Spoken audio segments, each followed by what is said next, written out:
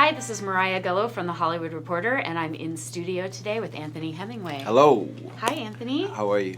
Thank you so much for coming in. Thanks I'm for having me.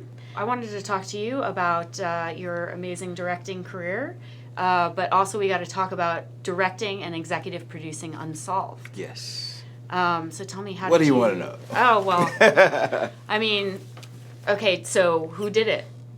Well, it'd be a spoiler, I think, if I shared that right now in front of the audience. I will, refrain from giving spoiler. I mean, the first thing I want to ask you is, what's your favorite Biggie song and what's your favorite Tupac song? Well, my favorite Biggie song, it really touches my heart. It pierces it. It's juicy. I think it's been the anthem of my life, really, just of rags to riches, basically, knowing that I grew up in the projects of the Bronx and knowing that didn't define me or my, future.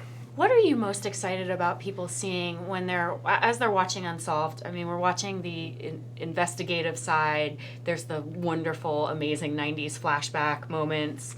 Are you excited about anything in particular for people to discover as they watch this show?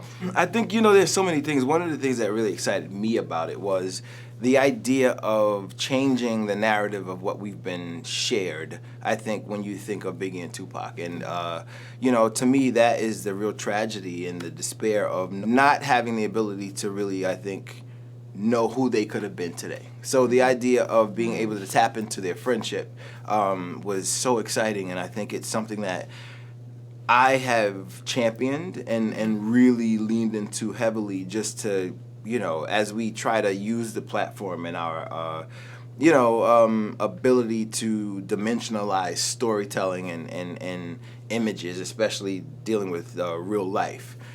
Giving examples that need to be seen, positive imagery. Right. You've kind of become an expert in true crime drama.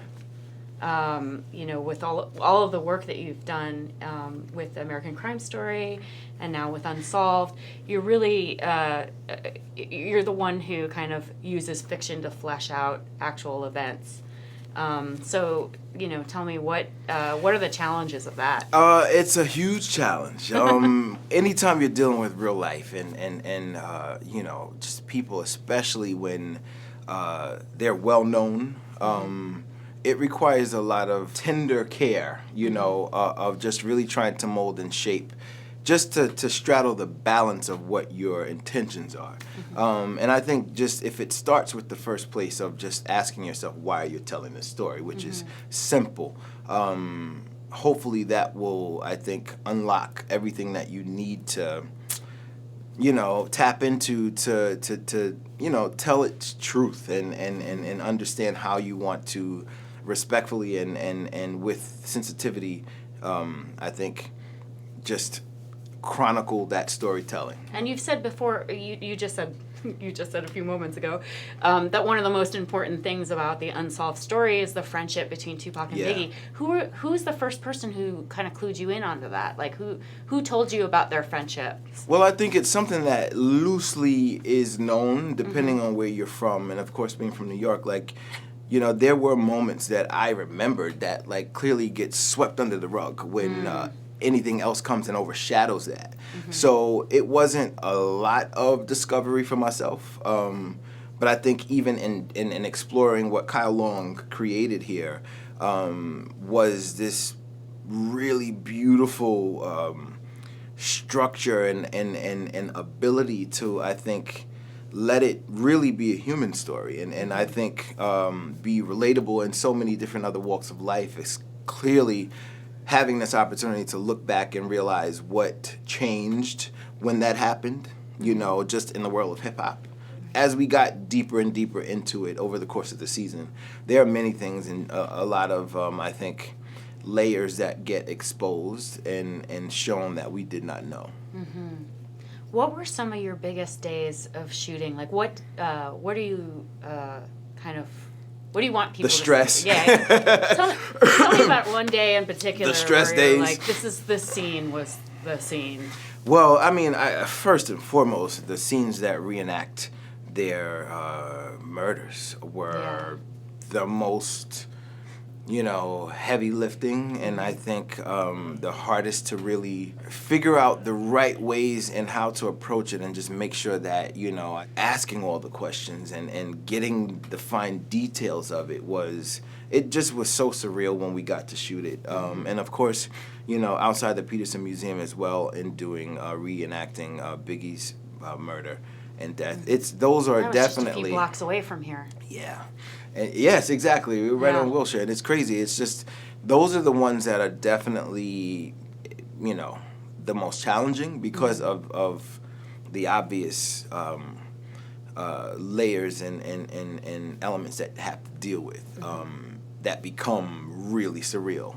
People seeing this this series, do you think it's going to shake loose some memories from the 90s? Do you think people are going to see this and maybe start remembering things? I think so. Even for me, it really was kind of very nostalgic in so many ways, of just kind of remembering moments within the story where certain songs from either of them, and I realized I never gave you a Tupac song. You asked me. I got stuck with Biggie. I'm like, that's my man. Know what I'm saying? I love Tupac too. And I think, just as well, I'm so all over the place. Yeah. Just cool. Like Juicy was such an anthem for me, Keep Your Head Up was as well. And it's just, and those both are so, the reflections of what the storytelling in their music was.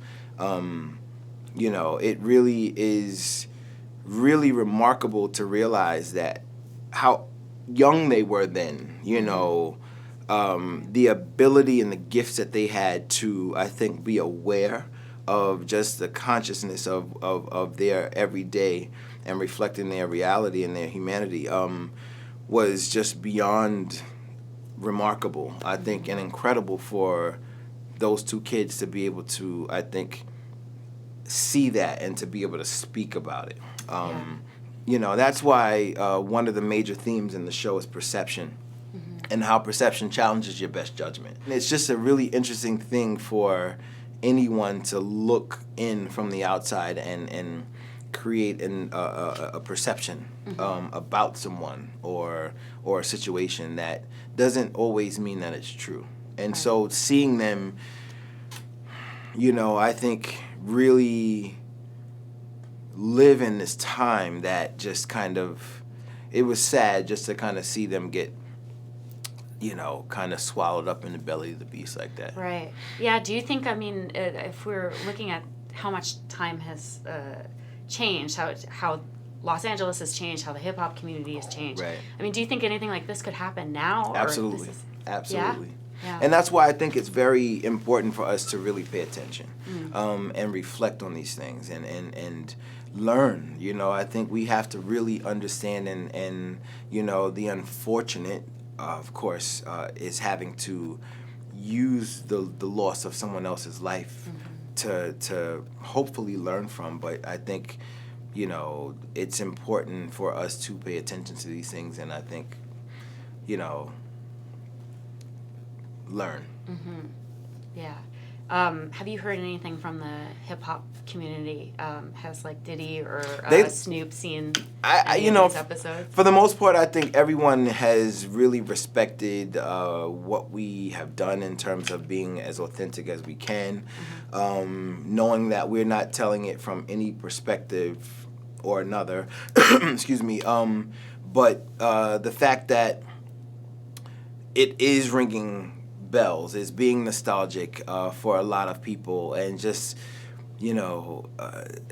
I'm hearing great reactions, and I'm hoping that again any of the parties that are affiliated with it in story and character are not sitting back feeling attacked by any way, because that was never any of our intentions. But of course, just trying to tell it as truthful as possible and as, layered and complex as we could. Yeah, my guess is if anybody had a problem with it, you probably would have heard it from them already. I think someone would have said something, but I'm just proud. It's we had a screening in New York, and Dougie Fresh is a really good friend of mine, and he hosted that screening, and you know, for him to see it and be affected by it, you know, of course, someone who was even more of a contemporary to both Biggie and Pac than any of us, like to see that and to see the level of care that I think we've put into this and really focusing on their humanity, he was blown away, and has been such a great support. A couple of quick questions before I let you go. Yes. The first job that made you say, I've made it. When President Barack Obama said thank you and my name rolled off his tongue. Wow. Was the moment I arrived and I was done. Yeah. Nothing else had to be said after that. When he clearly, publicly said to the director, Anthony Hemingway, I thank you. Wow. I lost it. I was like, oh my God, this is it. I'm done. That was the moment. That's great. Best biographical story that you haven't seen made yet? It's not totally biographical, but it is close enough and it's close to my heart. It's a little generalized, but it's James Baldwin's book, Giovannis Room. That's a story that I love, a story that is a part of my reality, and I want to tell that story so much, so bad. Wow, there's a lot. I can give you a list. It's that deep well again. Last social or political cause that you championed? I'm trying to think the last one I did. Yeah. I supported MC Light's foundation that supports and champions inner city kids. That was one. But I'm all over the place. Yeah. I, you know, contribute to you know, the AIDS Foundation. There's a lot. I'm all over the place. I want to be a vessel to help heal the world. Yeah, very nice. Worst Biggie Tupac conspiracy you've heard? Conspiracy theory. Ugh. Like the worst one. Like, oh, no. I don't know. I don't know that answer. They're all bad. Yeah. You know, I'm so acutely aware of all the misconceptions and conspiracy theories. It's crazy. Like, I don't know. I pass. Okay. Yeah, Next. Mark and Wavy were, I think they said the one that Tupac's like living in Cuba. Oh, yeah, that is so awful. It's so terrible. We actually, well, I'm going to spoil it. Okay, yeah, that's a bad one. So, Anthony, thank you so much for being here. Thank you. The show is Unsolved. It's on every Tuesday night? Every Tuesday at 10 p.m., 9 Central on USA Network. Yeah. All right. Thank you. Thank you.